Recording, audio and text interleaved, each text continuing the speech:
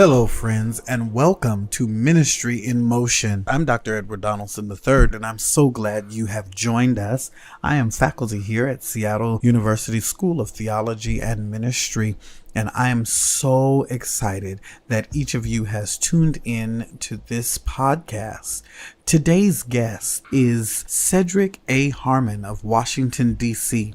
As executive director of Many Voices and also a writer for Huffington Post, Cedric works directly with Black religious leaders and other people of faith to engage diverse topics at the intersection of religion, faith, and human sexuality. An ordained pastor affiliated with the National Baptist and Missionary Baptist churches, he provides trainings, workshops, coaching, and presentations, always creating a safe space to connect the concerns of LGBTQ plus families with Black churches' historic commitment to liberation, freedom, and justice. You can check out Cedric's work at manyvoices.org. He is the executive director of Many Voices, a Black church movement for LGBTQ plus justice.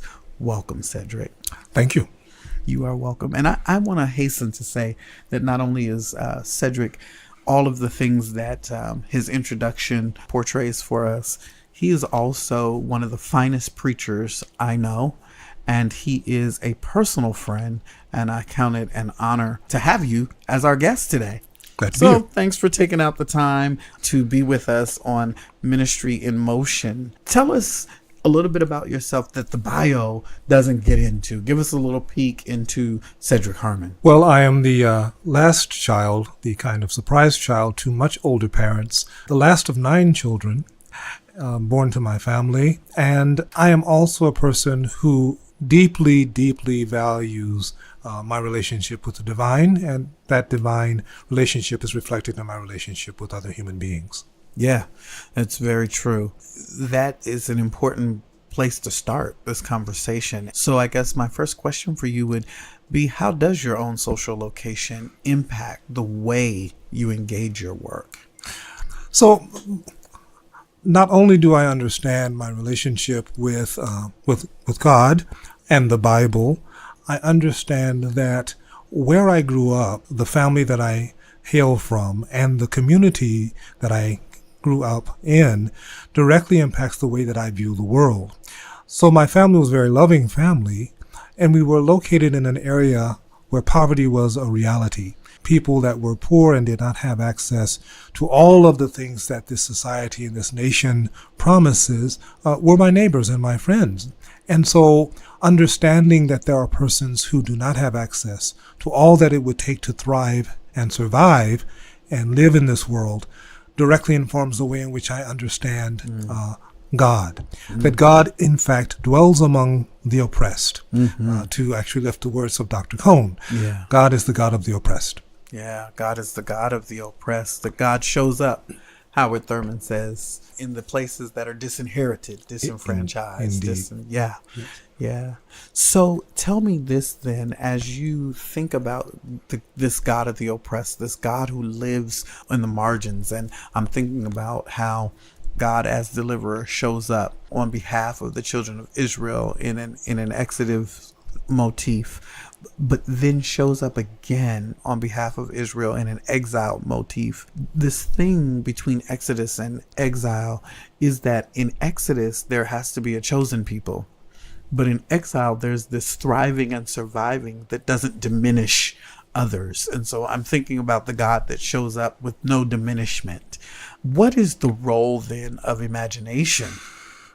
Because as you talk, my imagination starts going and how we engage our God talk, our theological words, but also in how we do our work based in our thinking about God and our words about the divine. What do you see as the role of imagination in prophetic witness in the work that you do? So when one is bereft of some things, one creates life in the midst of lack. One does not stop living simply because you're lacking something. One, to use the words of my people, you make something out of nothing. There's always enough left. There's always a way to create and craft out of something. God is the one that creates out of nothing. Yeah. We simply build. We simply build having something to build from. Yes. So this notion of God creating out of nothing gives us this ability to imagine beyond our current circumstance. For God can do this. So we can take what we have and create something out of that, while also understanding that it is not God's intent that we lack anything. Yes. That there in fact is in creation abundance. This is the very nature of God, abundance. There's more and more and more. We just have to be able to imagine beyond the current moment, to see beyond what's right in front of us, to, in fact, if I would say, to step out on nothing, believing that something will show up. Yes. It's interesting. We get this pushback that the politics are being hijacked by special interest groups, when the reality is all interests are special, because interests are not universal, they're particular. And so any interest at all, when you say special interest, what you're really saying is other than my interest. Because the truth of the matter is the dominant culture, and particularly if we're going to name where interest is, it has been those in the center of power, which means the interest has been the advancement of white, male, patriarchal, heteropatriarchal normativity. And so if there is anything other than white, male, heteropatriarchal identity, we call that special interests. But all interests are particular. All interests are located somewhere. What is housing an interest, right? And that's your embodiment. That's your social location. That's your very, very interesting. Cedric, let me ask then, how does Many Voices navigate the waters of those interests of the dominant culture on the Beltway? How does that work? Well, this is a great question, in that Many Voices does speak particularly around the concerns of Black LGBTQ plus persons. But what we say is, if you can imagine that the populations of lesbian, gay, bisexual, transgender, queer people and others are met, that their needs are actually met, that justice is meted out to this population and these populations, it is of benefit to all of us. Why do we work specifically in the Black church? If we can successfully achieve acceptance, celebration, and inclusion in Black church spaces, there's benefit to every other church space. That whatever happens in terms of justice for one group is of benefit to all groups, because in fact, justice denied anywhere is the denial of justice everywhere. So the achievement of justice in particular groups is also a benefit to everyone. Yeah. And we see that in the civil rights movement, right? That civil rights achieved in particular by Black and brown people, in particular in the South, in particular during the 50s and 60s, have translated into civil rights for multiple groups of people. Yes. And when you look at the LGBTQ plus movement and look at the marriage equality movement, while we may have multiple critiques of the marriage equality movement, I get that. But look at the blueprint that they used in the legal system and the arguments used in the legal system to win marriage equality at the Supreme Court level, and you can trace them back to the civil rights movement and the exact strategies that were used and arguments in court cases around personhood, around identity, around the right to liberty and the pursuit of happiness. Like all of the narrative built by the civil rights movement and Thurgood Marshall and those teams went right over into the marriage equality movement playbook almost verbatim. Indeed. If you look at the questions that come up in the court cases, the arguments are the same. The truth of the matter is that justice is always of benefit to to the whole. Speaking then of the Supreme Court and speaking of justice, how has the current political climate informed or altered your own work in the world as an agent of justice? The reality there is that whenever an advancement is achieved, there's always a pushback. Mm-hmm. This is human history. Mm-hmm. Whenever a major victory is won, mm-hmm. there is a counterbalancing pushback. And that's what we're experiencing right now. Much was achieved in the last 10 to 12 years, in the last decade or so. We're in 2019, the 21st century, and there is a pushback. Mm-hmm. The pendulum is swinging. And let me interject, be clear, we're not just talking about advancements in LGBTQ plus rights. The fact that we had the first Black president for 8 years, and then followed by what we have seen in Charlottesville and the hate speech and narrative from the highest office in the land. This is all the backlash and the pushback that you're talking about. This is all part of the pushback and the backlash, mm-hmm. which then, for me, reminds me, often when we speak about the civil rights movement and the civil rights era, we reduce it to achieving success for the African American community, as if to suggest that African Americans, that Black people needed to understand that they had the right to civil and human rights. We were not trying to convince ourselves that we needed civil and human rights. We knew that they were our right and privilege. The challenge was to convince the larger dominant culture that civil and human rights were correct mm-hmm. and were necessary and must occur. Often we forget that. We think that it was for us, it was for Black people. No, we were demonstrating to the larger society the failings of this country to actually live up to the principles and values that it espoused. Mm-hmm. The civil rights movement put on stark display the disparities being experienced, mm-hmm. such that the nation would rise to its better angels. Mm-hmm. Mm-hmm. In this moment, given the pushback, we are again working very, very hard to remind this nation of immigrants, that immigration has benefited this nation in countless ways. That, in fact, achieving the rights of persons to love and marry is of benefit to this nation. Mm-hmm. That having achieved the first Black president was of benefit to this nation. So the work now is to remind, to call us back, and to say to the world that every achievement of advancement has been to the benefit of the world. And so now retreating is not what needs to happen. As we go into the 21st century, we need to continue progress and not engage in regression. Mm-hmm. This is a tall order. Mm-hmm. This is hard work. So the impact has been our work becomes ever more important and ever more complex and complicated as the world and the demographics of the world is shifting and changing. I'm curious, Torrey. Yes. And I was looking as you were speaking on my own bookshelf to find my copy. Torrey wrote a book, Who's Afraid of Post-Blackness? I would be curious.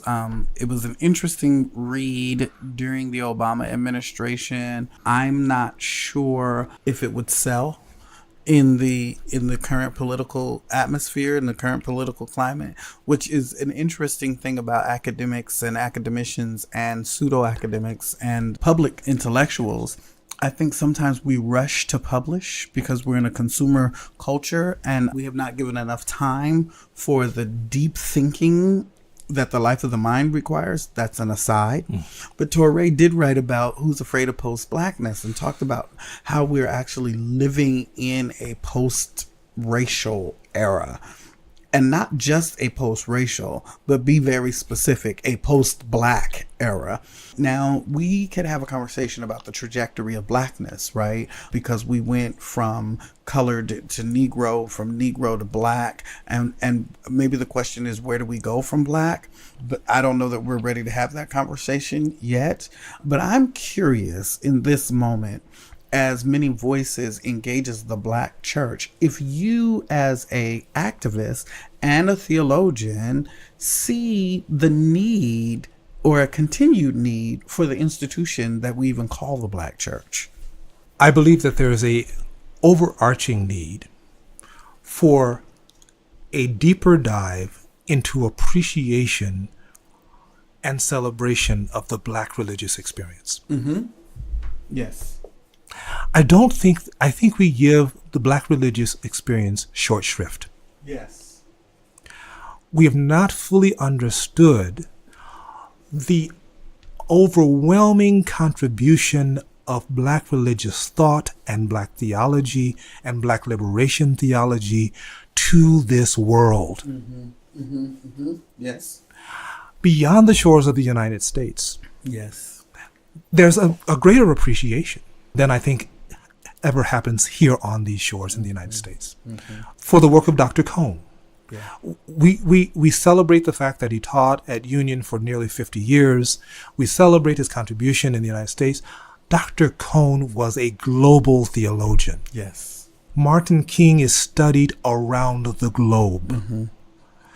In South Africa, the work of King in combination with the work to defeat and destroy apartheid worked hand in hand, and we often forget this. So there's a huge need to actually appreciate the contribution of the Black religious experience, which is actually what we mean by the Black church. Right, because the Black church is not now nor has ever been monolithic, right? There's not this there's this Baptist Methodist tradition that shares some similarities, but it is not. Similarity and sameness are not synonymous. It's not the same thing. So then with that said, what do you do with the arguments that Black church really divides body of Christ? How do you counter that narrative? I hear that narrative quite a bit, that to say there is a Black church is to say that there's some separate church, and this, by the way, is the epitome of divisiveness. While celebrating my identity and celebrating my Blackness, I am not diminishing any other culture or ethnicity. I am simply stating the particularities and the joys of Blackness. James Baldwin, when questioned about being Black and queer, was once kind of asked, well, what did it feel like for you? And he said, it felt like I had hit the jackpot. To be both Black and queer was to hit the jackpot. In other words, I celebrate the Blackness and the queerness that makes me me. There could be nothing better than that for me. Now, you have every right to celebrate your Asianness or your whiteness in the good that's there.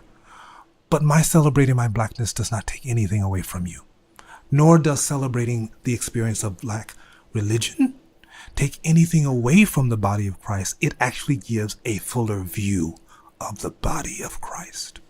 So there's two streams of consciousness in your last response that fascinate me, and I'm kind of like a kid with a shiny new toy. So the first one is to then say, yes, but the narrative of the dominant culture is I can't say that I have a white church or the white church and then have that be celebrated. How do you answer that? And then the second thing is to speak to Baldwin as Black and queer, and queerness not being anti-heteronormativity, because if you listen to Baldwin lectures, Baldwin actually was in love with a young woman and was going to marry a woman and chose not to do that based not on sexual preference. His response to not marrying a woman, in accordance with an interview he gave with Nikki Giovanni, was that he could not afford to raise children. And so because he had to still contribute to the rearing of his own siblings, he made an option not to marry, and then not to marry and reproduce in the traditional heteronormative narrative because of economics. That economics and class had more to do with his choice of life partner than orientation. And I know that's a complex thing that we don't too much want to get into, either in the heteronormative world or in the queer world. We want to bifurcate Baldwin, and everyone wants to own Baldwin fully. and locate him in their community. But Baldwin, in Baldwin's own words, refuses that bifurcation of his personhood. So first, your response to I can't have a white church and say that this is a white church and celebrate its whiteness. And second, how do you deal with Baldwin's lived realities? So to the first point, the fact of the matter is that when we think about theology and when we think about studying in seminary, the theologians that are always lifted up are predominantly white theologians. Sure. Ronner, Bart, Tillich, yes. Niebuhr. To the point that often it's to the exclusion Of any other way. of any other. Yes. White European male. So my response is there's a constant celebration of the church. When we say the church, often we think white. Similarly, around queerness, for many, many years, to be gay was to be white and male. Lesbians had to fight for recognition. Sure. Bisexuals had to fight. Transgender persons have had to fight, to the point now that we have the ability to name queerness. And queerness is a more expansive terminology, Sure. which then gives room for Baldwin to be Baldwin without exception, because human sexuality is broader than the dual ends, hetero, homo. There's a full range of reality, and sexuality should never be boiled down to simply who you go to bed with. It is so much more than that. So Baldwin's clear-eyed understanding to make the decision around economics was to say that Baldwin had a broader understanding of sexuality, of procreation, of raising family. It says that he was such an intellectual and such a thoughtful person that he made a conscious decision.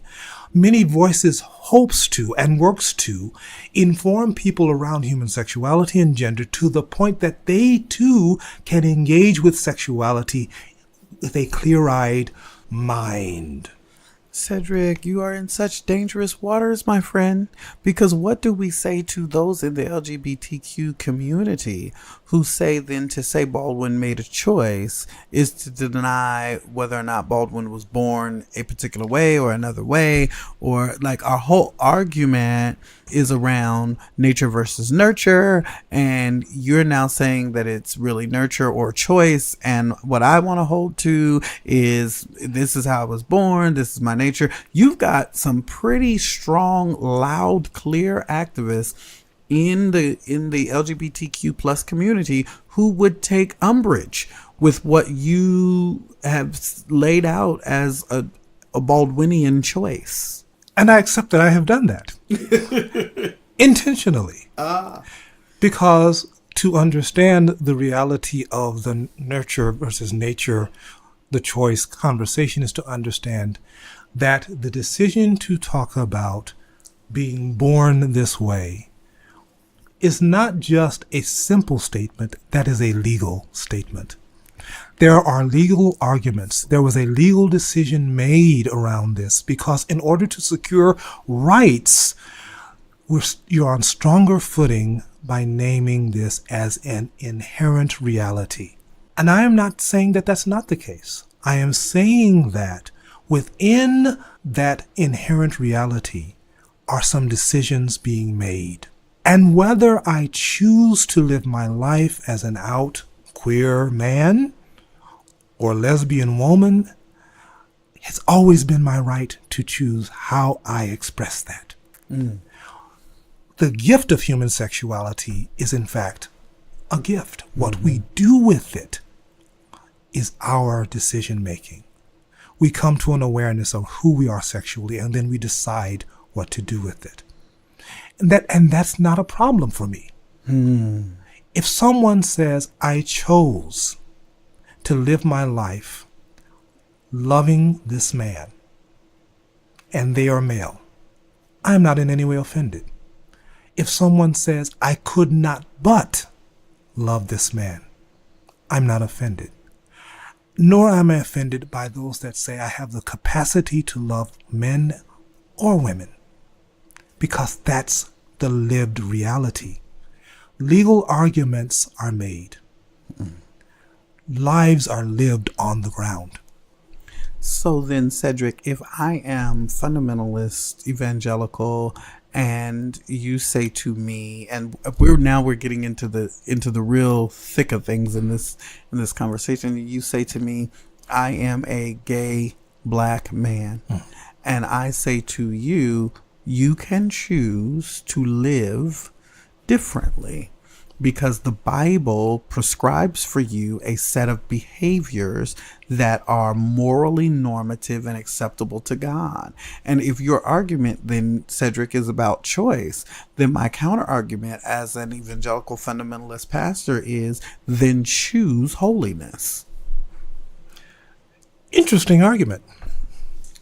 However, what we also know is that the gift of sexuality, that is, in fact, a gift to us.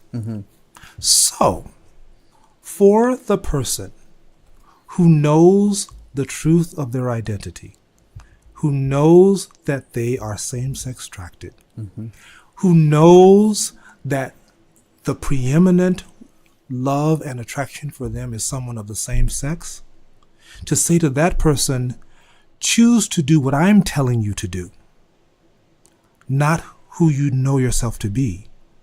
To me, that is an enforced choice, not a decision that I am making on my own.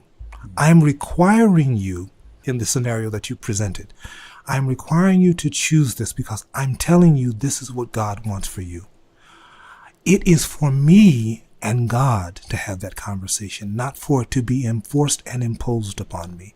And if I am sure that this is who I am to be, this is who I am at core, for you to demand of me to do otherwise, it's not fair, equitable, and it actually would be a sin for me to live other than who I know myself to be. This is really interesting work that Many Voices is undertaking, and I applaud you for your being brave, because I see ways in which you have placed yourself outside of the normative conversation, both within and without the community you choose to serve. And so I think a lot of this, Cedric, comes from our ideas that sex and sexuality end and begin with our bodily contact. And the reality is, sexuality is rooted in our bodied realities, but it's so much larger because it's always involving our minds and our feelings and our wills, our memories, our self-understandings, and our powers as embodied persons. So then it really is both an embodied reality and a disembodied reality simultaneously. And I think that you have helped us to walk that nuance between what is embodied and what is disembodied, and how we live into that as whole human beings. And this is really the work of Many Voices and the conversations that are happening behind closed doors and sometimes on public stages. But I applaud your courage and the voice that you bring. Wrapping this up, Cedric, if there's something that you would want our listeners to know and to hear that we did not cover, what would it be? So I would end with this. I think that it's really important to understand that human sexuality is a gift. And when you open the present of human sexuality, there's an abundance of joys inside that package. We are still struggling to learn and understand more and more about human sexuality. But what we do know now that we did not know before, for many years we thought that it was simply A or B, but it's the full alphabet. And every letter in the alphabet is a joy and a blessed gift. If we approach it in that way, we can approach understanding the blessedness of getting to know someone who we would perceive as different than ourselves, and gain a fuller understanding of what God's intention for abundant realities of human sexuality are on this earth. So I invite us to do that, to just open ourselves up to the giftedness that each of us possesses. Thank you so much, Cedric, for your time, for your dedication, for your passion, and for your courage. Friend, may God bless you and keep you. May God lift God's face upon you. May God be gracious to you. May God grant you peace. Thank you for tuning in to this Ministry in Motion.